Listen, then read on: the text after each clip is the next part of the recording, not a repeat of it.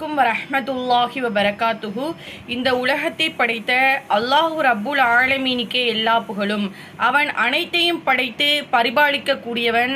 அல்லாஹ்வுடைய தூதர் சொல்றாங்க, குர்ஆனை தானும் கற்று பிறருக்கும் கற்றுக் கொடுப்பவரை உங்களில் சிறந்தவங்கன்னு சொல்றாங்க. குர்ஆனில் நம்ம ஒரு ஹர்ஃப் அலீஃப்னு சொன்னோம்னா அதற்கு 10 நன்மை, பான் சொன்னோம்னா அதற்கு 10 நன்மை, இப்படி ஏகப்பட்ட நன்மைகளை இருக்குது. இன்னும் குர்ஆனை நம்ம டேலண்ட்டாக திறமையாக நம்ம ஓதணும்னா மறுமை நாளில் நம்ம சங்கை மிகு மலக்குகளோட நம்ம இருப்போம். குர்ஆனை நம்ம திக்கி திக்கி ஓதணும்னா நம்மளுக்கு 2 விதமான கூலிகள் இருக்குது.